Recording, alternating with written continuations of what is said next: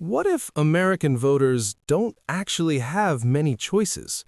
Every election, millions of people vote, yet power always ends up in the same two hands. Not because Americans agree, but because the system leaves them no real alternative. Have you ever looked at American politics and wondered, why is it always just Democrats versus Republicans? Why aren't there more options?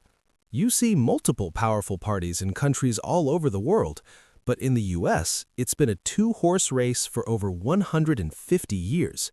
What's the deal? Is it a conspiracy? Is it just tradition?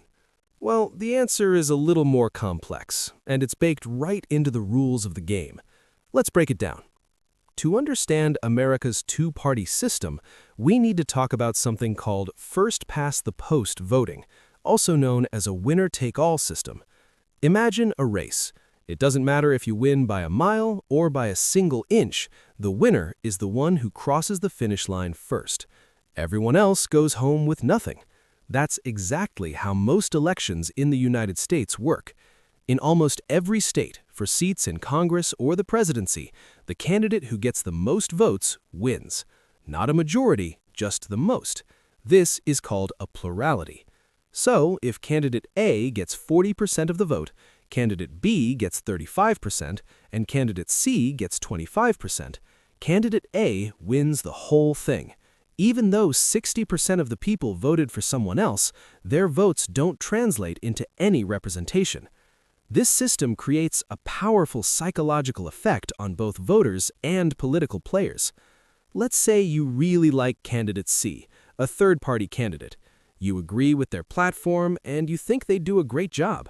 But you look at the polls and you see they're only pulling in a small percentage of the vote. They have virtually no chance of winning. On the other hand, you really dislike candidate A, but you find candidate B to be, well, acceptable. What do? You're faced with a tough choice. You can vote your conscience for candidate C, but you risk wasting your vote. By voting for C, you might be taking a vote away from B, which could inadvertently help the candidate you dislike the most, candidate A, to win. This is the classic spoiler effect. Many people, fearing this outcome, will vote strategically. They'll hold their nose and vote for candidate B, the lesser of two evils, just to prevent their worst-case scenario. This dynamic makes it incredibly difficult for third parties to gain any traction.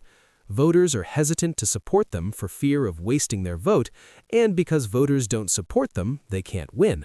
And because they can't win, they can't attract the funding, media attention, and talented candidates needed to build a successful political movement. It's a vicious cycle. This winner-take-all system is quite different from what many other democracies use, which is often a system of proportional representation. In those systems, if a party gets 20% of the vote, they get roughly 20% of the seats in the legislature. This allows multiple smaller parties to thrive and form coalition governments. But in America, our system squeezes them out. Now let's zoom in on the big one, the presidency. The Electoral College adds another huge barrier for third parties. To win the presidency, a candidate needs to win 270 electoral votes. In 48 out of 50 states, the winner of the popular vote in that state gets all of its electoral votes. It's winner-take-all on a grand state-by-state scale. Imagine a third-party candidate who is surprisingly popular. Maybe they manage to get 15% of the popular vote nationwide. That's millions of votes. But if that support is spread out evenly across the country, and they don't get the most votes in any single state, they will win exactly 0 electoral votes. They could be the third most popular person in the entire country and still get completely shut out of the final tally. This system forces political movements to consolidate. To have any chance of winning the presidency, you need an incredibly broad coalition of voters from all different walks of life, from all across the country. Over time, American political history has shown that the most effective way to build that coalition is to form a massive big tent party. These big tents, the Democrats and Republicans, try to appeal to as many people as possible.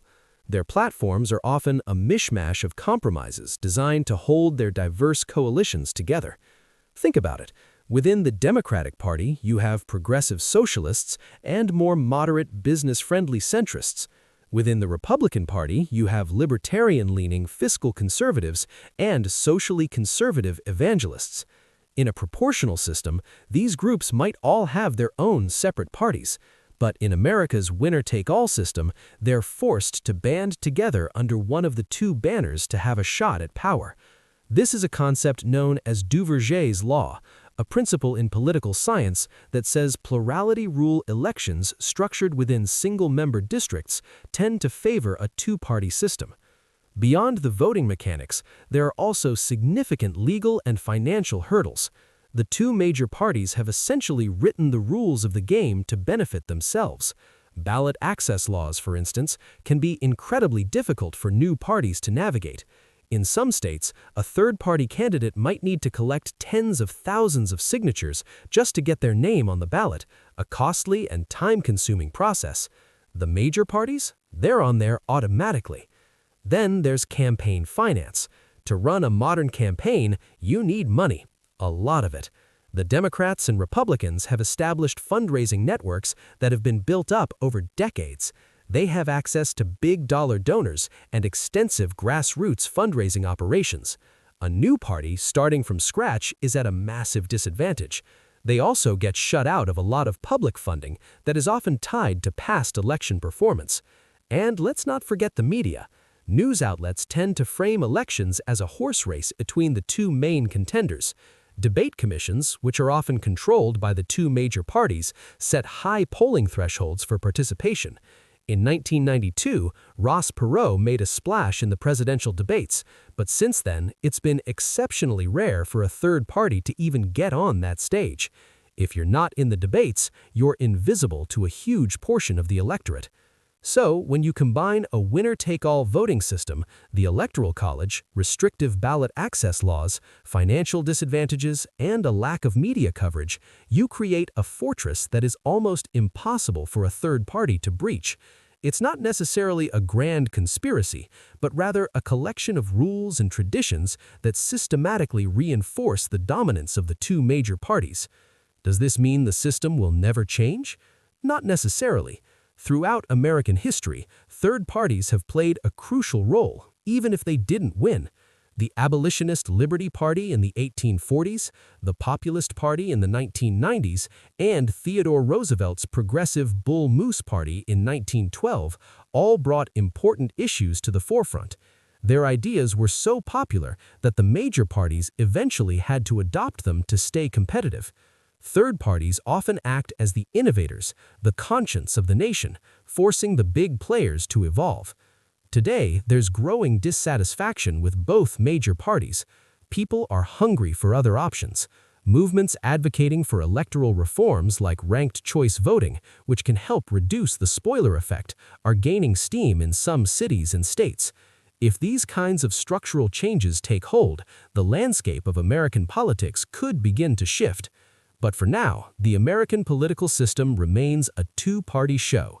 It's a system shaped by its own rules, a product of a winner-take-all mentality that rewards consolidation and penalizes diversity.